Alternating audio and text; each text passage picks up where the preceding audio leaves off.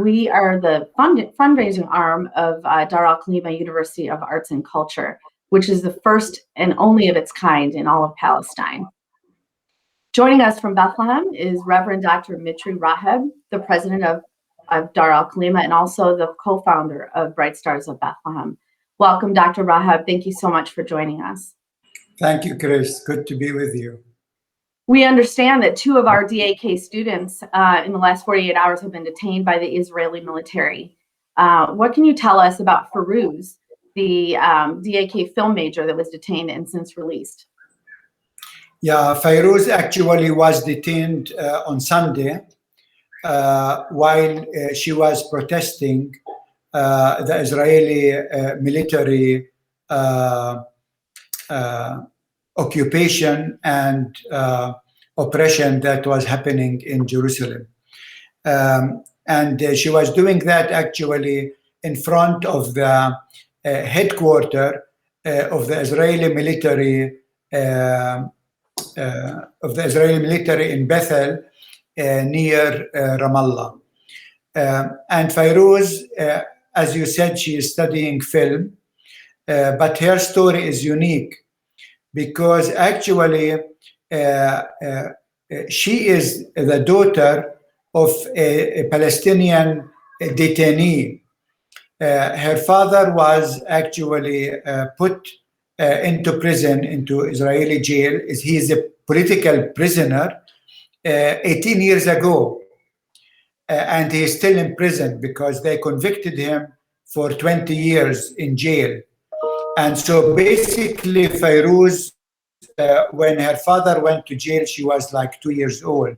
And since then, she grew up actually away from her father, that we hope will be released hopefully in 2 years. So this is why I think Farouz is very tentative to injustice, and the occupation is not a theory for her. I mean, she lived that through her whole life. I mean, growing up away from her father was not something easy for a young girl. Absolutely. Thank you, Mitri. That's very heartbreaking. And I understand that we have a video that another bystander had videotaped her arrest. We're going to show that now.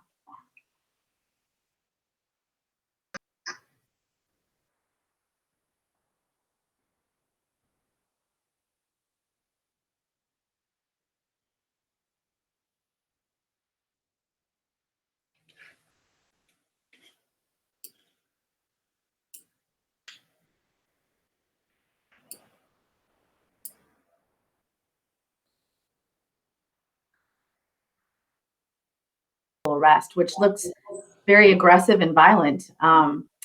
So that if anybody wants to see that video, that's actually posted on our Facebook at this time. Again, heartbreaking.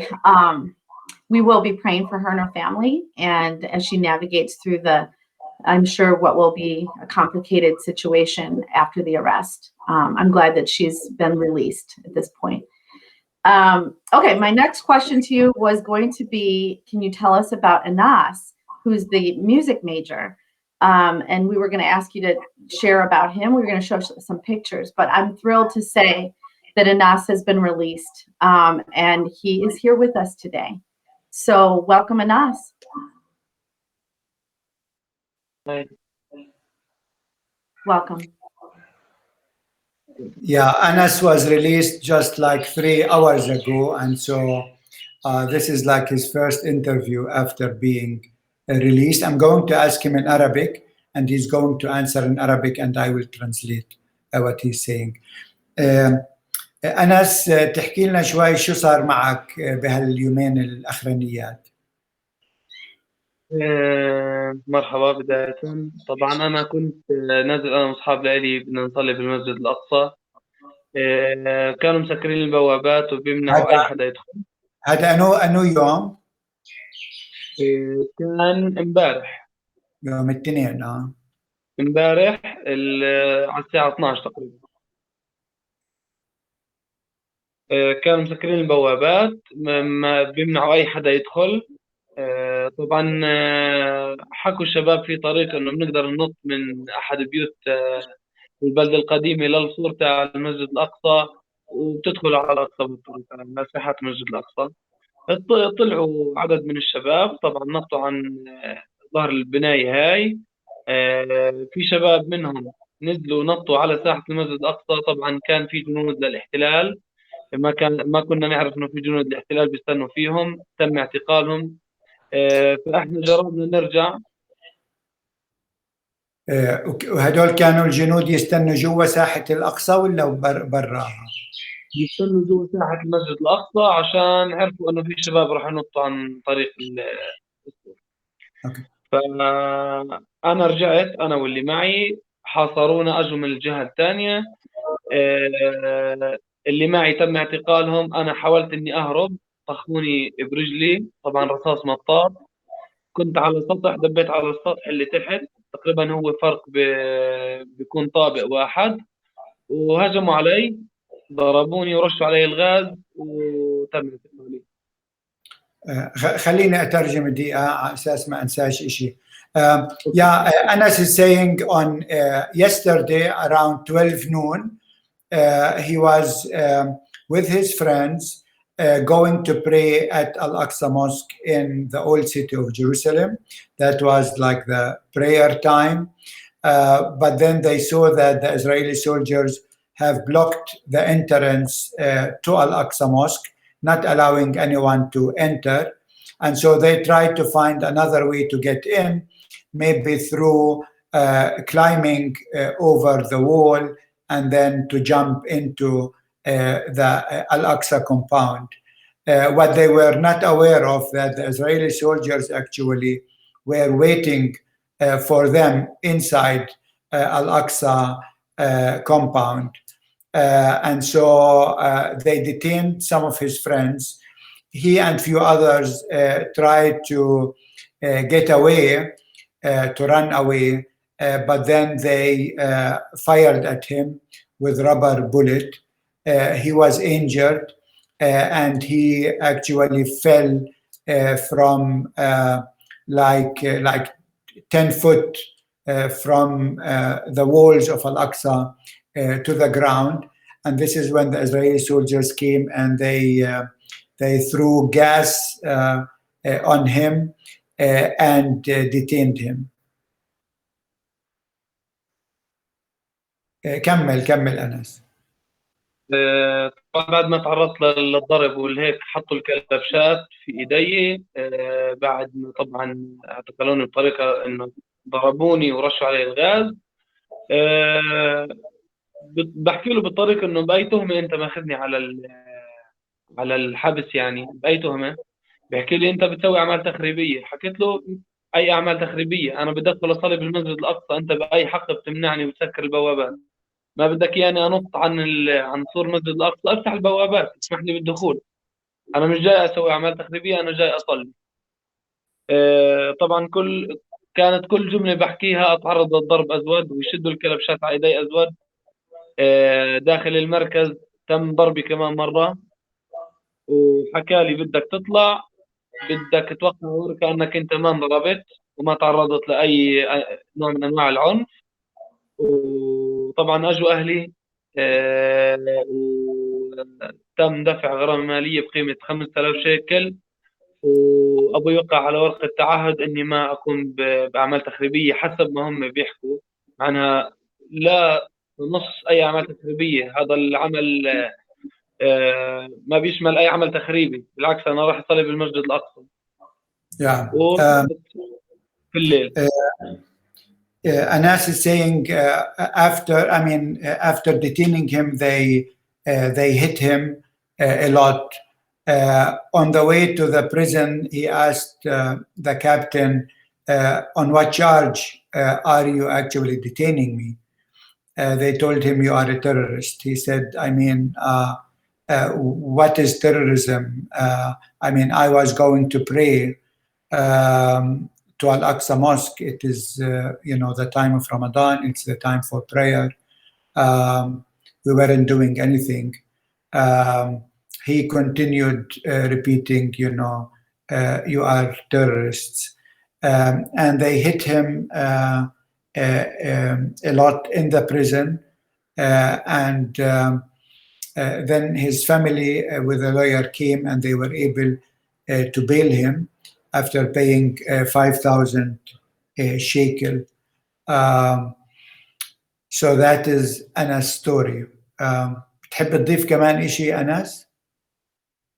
لا، بتمنى إنه الناس تشوف قديش الاحتلال ظالم وقديش بيمس فينا في وطننا وحتى في ديننا، وقديش عندنا الحرية محصورة جدا داخل البلد. والاحتلال بيبين للناس بطريقة أو بأخرى أنه هو منبع للسلام، منبع للاحترام، وهو العكس كذلك. هو يعني بيعامل الشعب الفلسطيني بطريقة جدا عنيفة، جدا عدوانة، يعني بعنف وبطريقة عدوانية جدا.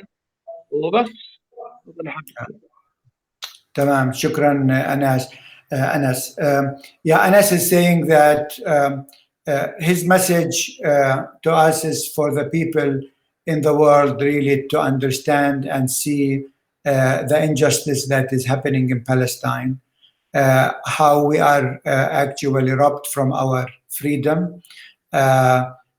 the freedom to have our own country, the freedom to exercise our religion, the freedom of any human beings that is necessarily actually for us to live, and to understand that Israel pretend always that they are the peace-loving and the Palestinians are the terrorists, while actually the opposite is the case. أنا شكرا كتير. أنا بعرف أنت بتدرس عندنا موسيقى وبعرف صوتك حلو، ودائما أنت إيش في عندنا مناسبات بتأثرش دائما بتغني. فاليوم بدنا نسمع صوتك لأصدقائنا اللي معنا من كل العالم، وقلنا بس شو بدك تغني لنا إياه. طبعا أنا بدي أغني موال لفنان فلسطيني اسمه أبو عرب. موال يا توتة الدار. إيش اسمه؟ يا توتة الدار. Okay.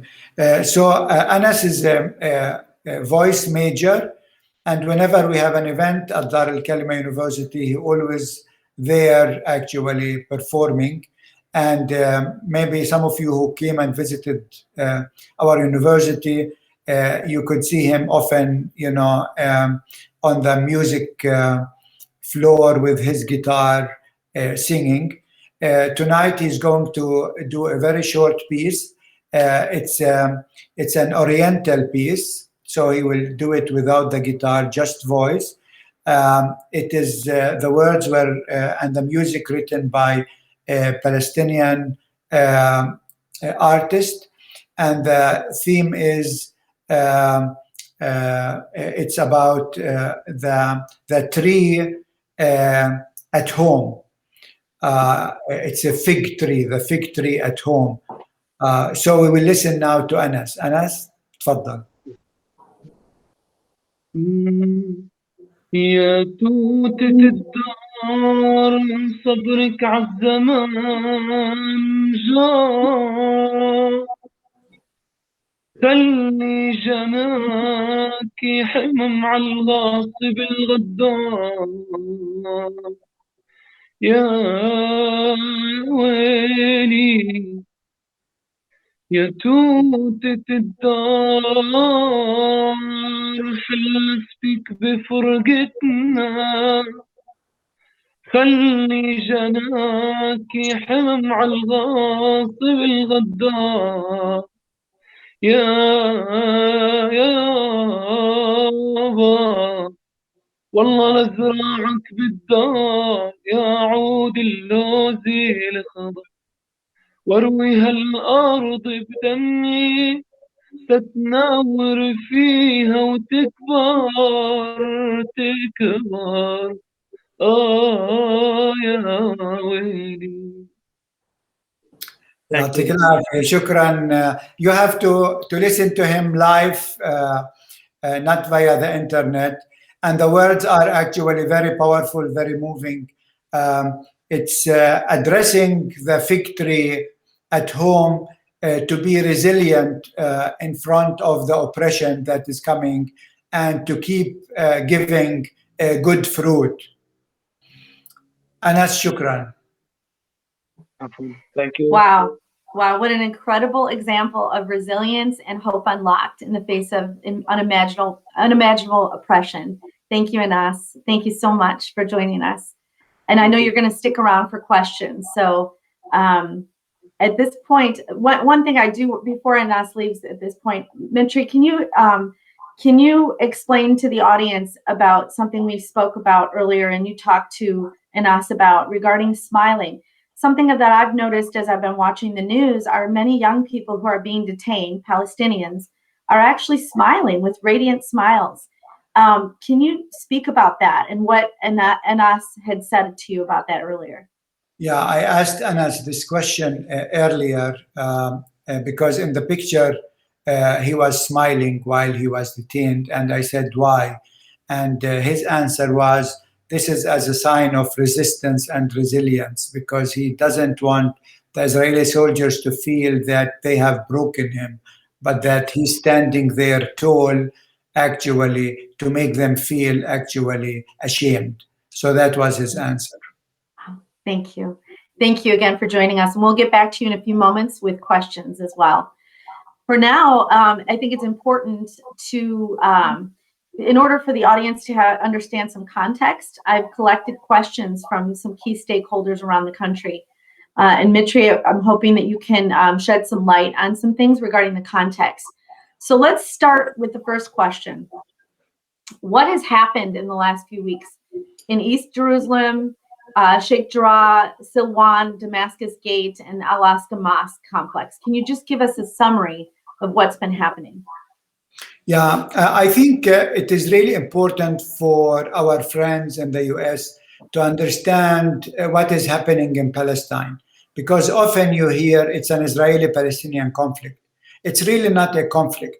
What we experience here is what we call settler colonialism. And settler colonialism actually is distinguished from classical colonialism because the settler colonialists, they come to a country, occupy it permanently, exercising state sovereignty and juridical control over the indigenous people, while ultimately aiming to eliminate the native people. So that is what is really happening. So the native in settler colonialism, they become externals, aliens at home, while the settlers are cast as natives. Here, Israel actually used the Bible. To achieve this, settler colonialism developed very different mechanisms, ideological and biblical construct, and social narratives. So the indigenous land is described as empty or barren land, just waiting to be discovered, thus becoming the private property of the settler. The native people are depicted in racist construct as savage, violent terrorists. We heard it from Anas, while the settlers are portrayed as the civilized and brave pioneers. To defend the settler property from the savage, a police state is created and is granted extraordinary power over the native people, including power over their civil affairs. And so this is actually what is happening here. So it's not a conflict. It's really settler colonialism. And so what happened in the last weeks in Sheikh Jarrah is a Palestinian neighborhood in Jerusalem. It was named after the medical doctor who was treating Saladin in the 13th century. And so there is this Palestinian neighborhood, and Jewish settlers, they wanted to evict all the families from that neighborhood to occupy their homes and to kick them out.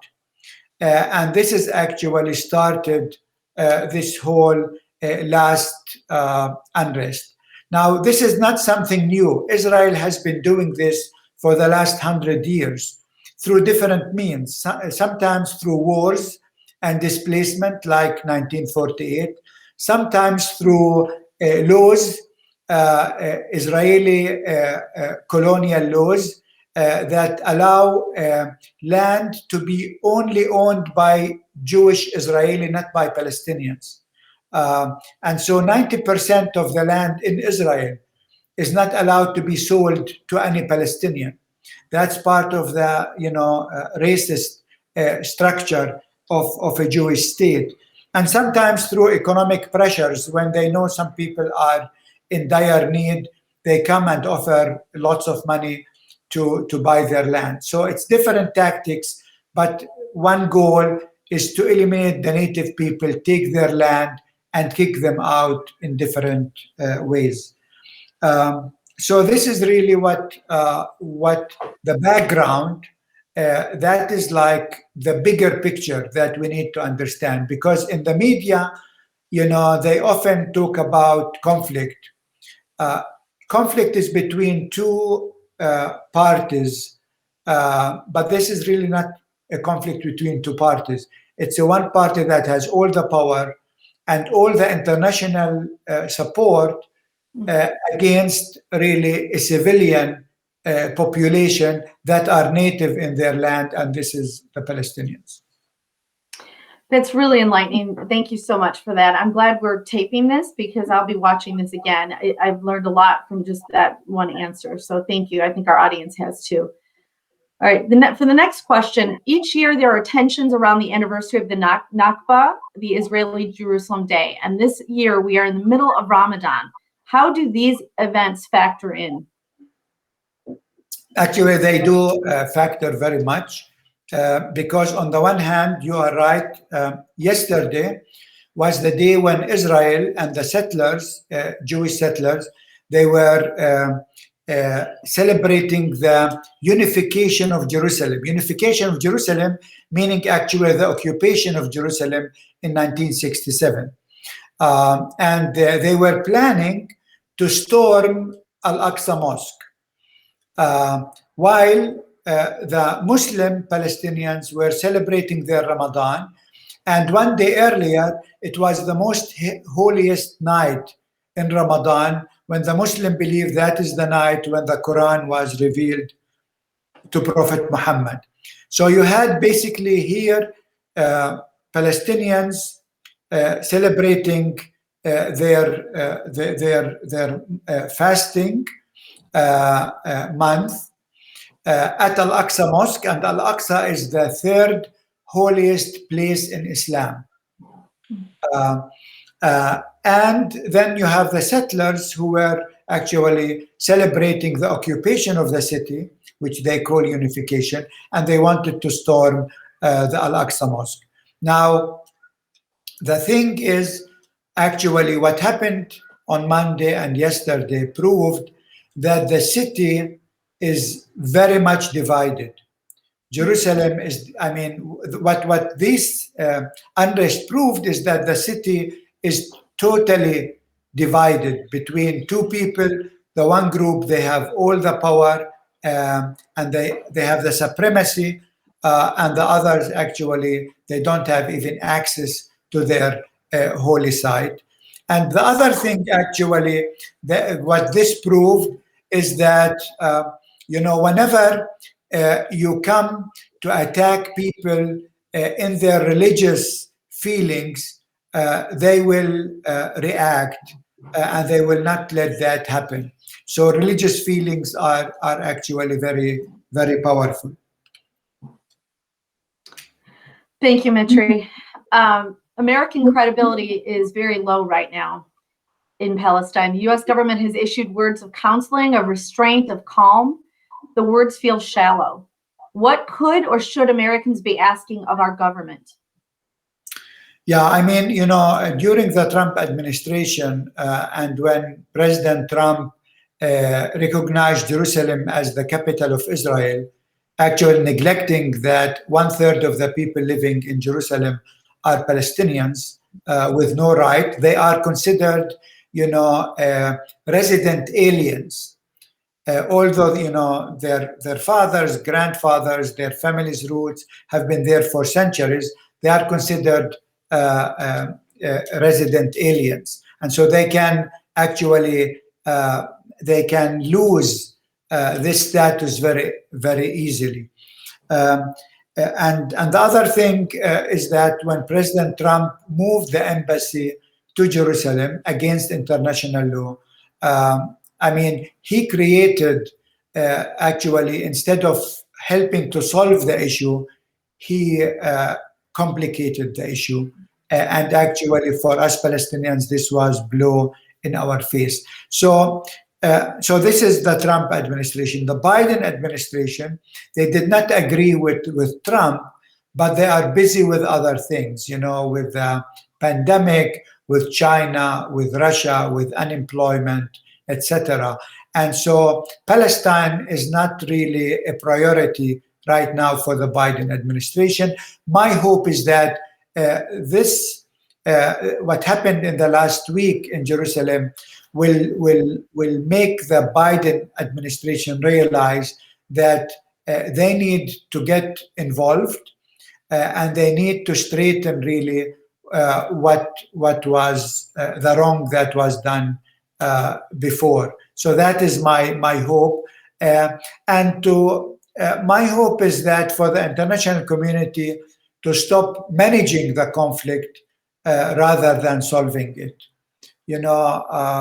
We really need peace, but we really need a just peace. This settler colonialism cannot continue, not only because it hurts us Palestinians, but also because actually it destroys the whole Israeli state. Yeah. Thank you, Mitri. What can we specifically as Americans ask of our government? Specifically, what should we ask? What should we demand? I think there are many things. One is, the U.S. gives Israel every year $3.8 billion without any strings. And there are today many members of Congress who are asking the administration to put strings, because some of these military equipment are used on daily basis against the Palestinians, against international law, against the human chart, and so this is something you can demand. You can demand for the Biden administration to get really involved to solve the conflict. You can ask them to resume their support for the refugees, for the infrastructure, for the medical hospitalization, for education, etc. Thank you. Let's be clear, $3.8 billion is what you said. Right. 3.8 billion. Thank you. Now, the eruption of violence and 2 innocent students from Dar al-Kalima have been detained, obviously, Farouz and Anas. What is the situation for the other students and faculty? How are they being affected by this recent crisis? Very much so, because, what was happening in the last days actually mesmerized everyone, to keep watching the news, to see what's happening, to ask if their friends are okay. Movement was made very difficult, and people were afraid that, this might escalate to something which is much, much larger. Our students have been affected. Right now we are on holidays, so thanks God, because otherwise many students could not have maybe reached the university, the campus. But I want to tell you the story of another student, Saleh, from the film program. Saleh actually took it on his own to go to Al-Aqsa Mosque with his camera and to document day and night what was happening there, and to have a live stream 24/7 from inside Al-Aqsa Mosque, showing actually how the Israeli military went into the mosque, inside the mosque, how they actually tear gassed the people inside the mosque, and how also the young people were actually resilient, protesting. And so it's amazing that a student like that was able to do such an important work. If you see him, he has his own YouTube channel with over 100. And we have access to that, so we'll post that on our Bright Stars. Yeah, with over 100. About creative resistance. I mean, that is using his talent, his art, to resist in a creative way. That's an amazing story. That's and actually, Kris, you can see he has over 170,000 followers. So I mean, okay. We will absolutely forward that or post that on our site as well, so everyone can see. Thank you for that. Okay, how do you teach about justice and hope and support your students in such a moment? Yeah, actually, for us, we have certain values that we think are very important for our students and for our philosophy. The first is critical thinking. Yes. Critical thinking is very important, especially at times like this. And I was today listening to CNN and to the German news, and I felt that actually the Palestinians were the one actually attacking Israel and not the other way around. So critical thinking is important because we need our students to think critically of everything they hear, they see, they read. We need critical eyes. So this is one. Secondly, we train them actually to have compassion with the oppressed, irrespective who they are.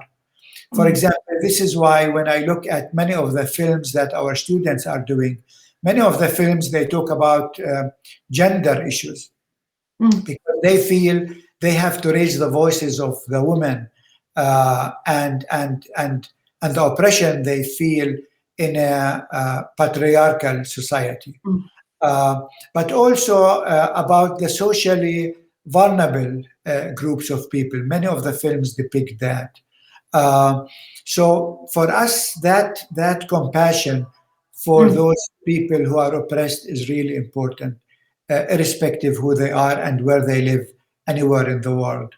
And the third thing that is important for us is creative resistance. This is something we teach because we want our young people to resist, not through, arms and so on, because we are anyhow the powerless compared with the Israeli. Israel is the 8th largest military country in the world. We are defenseless people, so we need to be to think creatively and to use film, song, dance, theater to tell our story in a creative way. And again, Saleh is a great example, using his camera to transmit what is happening there, so to show the whole world. I mean, what a powerful medium. And so that is to use art as a tool for advocacy in our struggle. I think this is something that for us is important. I see that. So creative thinking, compassion, and creative resistance. These are all the tools for encouraging and empowering world changers. And I see that in the students at Dar al-Kalima, and that's hopeful. That's definitely unlocking hope as well. Okay, what is the critical message right now from Palestine that all of us must help in carrying? The message to the world. Yeah, the message to the world is that really the context here is a context of settler colonialism. And Palestinians deserve to have their freedom. For the last 100 years, this country did not experience peace and justice.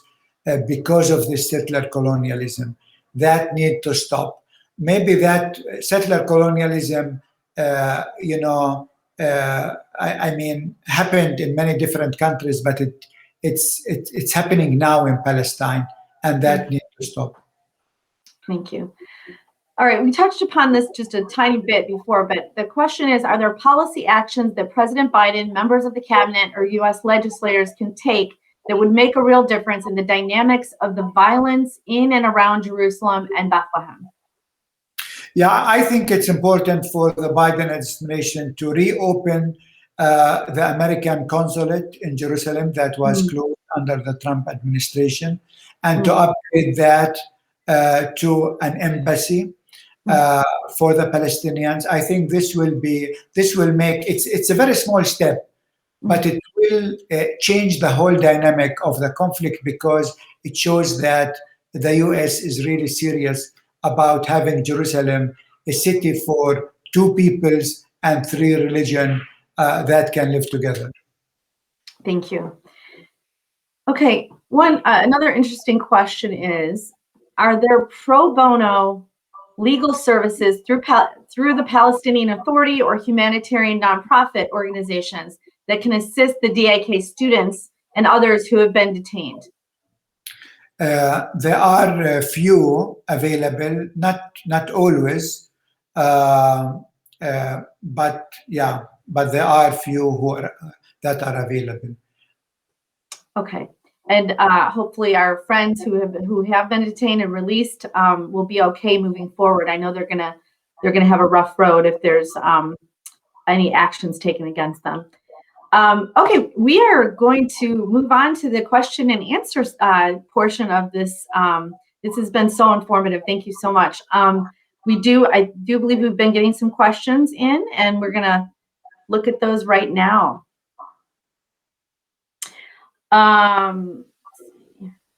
What preceded the arrest of Firuz? Why was Firuz arrested? And I realize at times there's really no rhyme or reason why people are being arrested, or not for valid reasons. But do you have any a little bit more of her story? I mean, because she was protesting with other friends, demonstrating in front of the Israeli military compound. That is actually the headquarters of all the occupational forces and Israeli military forces throughout the West Bank. And they didn't like that, and so they attacked the protesters. Thank you. We're going to bring Anas back in. And do we have any other questions? Do we have any questions for him? Let's see. One viewer asked the question, how can we help bail out other students or help other students get released that have been arrested?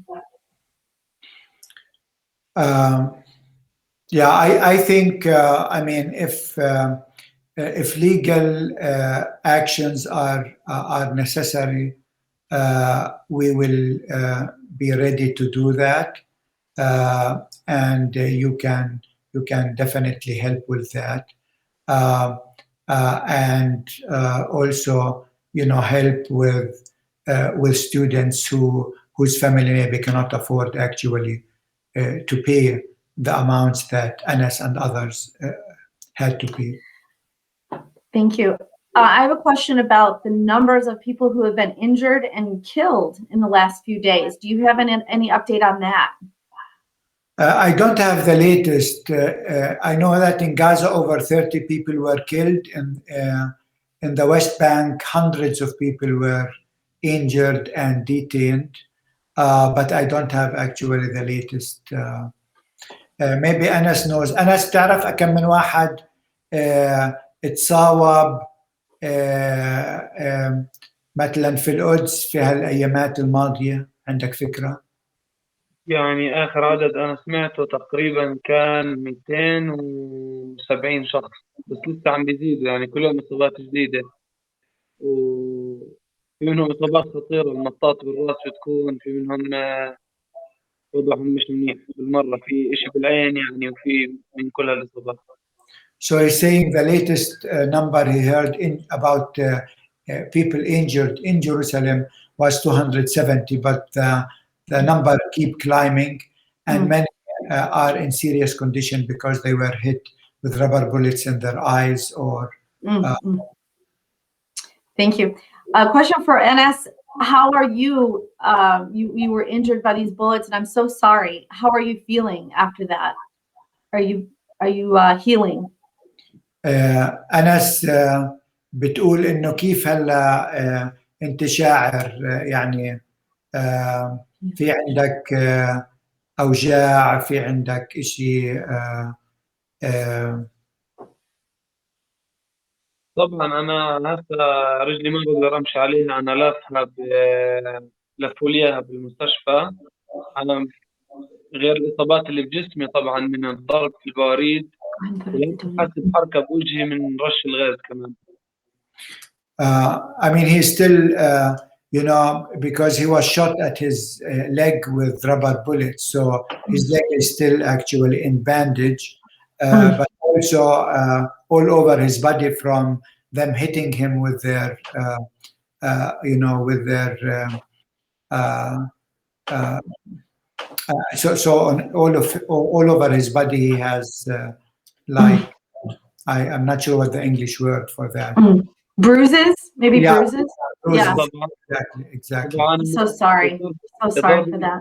هي الوجع الاكبر طبعا بالرجل من طخ رصاص المطاط، لانه كانت المسافه قريبه، ما طخني اياها من بعيد، طخها من مسافه قريبه جدا علي. يعني قديش المسافه كانت؟ تقريبا 15 متر. What hurts most is his leg, because he was shot with this rubber bullet from a very short, close range. Yeah. Exactly, only like 50 foot away the soldier was. So I'm so sorry. You know, one of our board members said to you, Enes, Jeanette Cool, she said, Enes, your voice is the world. She loves your beautiful voice. So if you can share that with him, Dr. Raheb, tell him what our board member said. في صديقة إلنا بتقول هو جوزها موسيقي فلسطيني، وهي بتفهم كتير في الموسيقى، فبتقول صوتك بجنن. Thank you. Last question for Enes.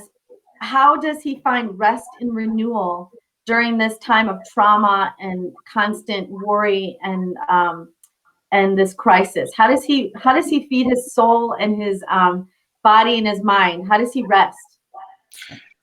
كيف أنت أنس هلا بتلاقي الراحة؟ كيف أنت بتقدر تعود ترجع قواك الجسدية بس كمان نفسياتك وهيك؟ شو ممكن تعمل حتى تسترجع عافيتك كاملة؟ يعني صراحة العافية والنفسية صعب ترجع، يعني طول ما هو كمان في ناس تحت القصف في غزة، احنا كمان نشعر معاهم غير اللي بصير عندنا في القدس. في ناس بدها تطلع جوا بيوتها، يعني أهل الشيخ جراح إذا راحوا منهم بيوت النفسية بضلها محطمة، لأنه هذا الإشي إذا صار معهم ممكن يصير بعد فترة معانا، يمكن يطلعونا إحنا من بيوتنا كمان. من ناحية استرجاع القوة الجسدية إن شاء الله إنه بعد راحة عن طريق الرياضة أنا برجع القوة الجسدية. والموسيقى فكرك بتساعدك شوي؟ الموسيقى أكيد، الموسيقى بشكل يومي، الغنى والعزف هاي إشي أساسي بالجسد بالنفسية بكل شيء. Anas is saying that, you know, the thing is not his own, you know, physical, you know, problems, etc. But when he thinks of the people in Gaza, when he thinks of the people in Sheikh Jarrah, I mean, all of this actually doesn't help people really, you know, to come to terms with what's happening. Still, for him, he hopes that sport will help him regain his physical, strength, and music will help him regain his actually psychological strength. I thought maybe the singing is a blessing and helps him to flourish. I kind of thought the music would do that. So another question, this is the last question. One of the viewers asked, how can we donate? And the mission of Bright Stars of Bethlehem is to unlock hope for the next generation of creative leaders in Palestine, like Anas, like Farouz, like Ismail, who painted this beautiful painting. And Tiffany has put the link for donation for Bright Stars of Bethlehem into the comment section. So you can, if you'd like to stand with us and support and help these incredible leaders to flourish, you can donate to Bright Stars of Bethlehem, and we'll make sure that that money goes to help the flourishing of these incredible, resilient, beautiful young people who are the next generation of leaders in Palestine. I want to thank you, Anas, for spending time with us today. Thank you so much for sharing your story. And Reverend Raheb, again, you're a world changer, and we just are so blessed by your leadership. Thank you so much for bringing these stories into our computers so that here, over 6,000 miles away, we can learn about what's happening there and hopefully stand together with you against oppression, against injustice. We want to, I'd like to leave you all with this hopeful one last hopeful image. And that is, we're going to put this up on the screen. Last night, I reached out to my friend Ismail. Ismail is the painter at Dar al-Kalima who painted this beautiful painting. And I said, "Are you safe, Ismail? Is your family safe?" Ismail lives in Gaza. And he wrote back to me and he said, "The bombings are happening. It's very terrifying." And he said, and then he sent me this picture, and I believe he was on his roof. So he was on his roof at the moment that the bombings started happening in Gaza. And he was making this beautiful creation when he looked up and saw the bombings. So to me, this image right here is just a perfect example of hope unlocked, of this young man who is there in Gaza amidst all of this trauma, and he is doing his art. He is doing creative resistance amidst the actual bombing. So wanted to leave you with that image, and I wanted to thank all of you who joined us today. Thank you for standing with us. Thank you for your support. Thank you for unlocking hope, and please continue to support Bright Stars of Bethlehem, and please join us in praying for our friends in Palestine. Thank you so much, and God bless you. Take care.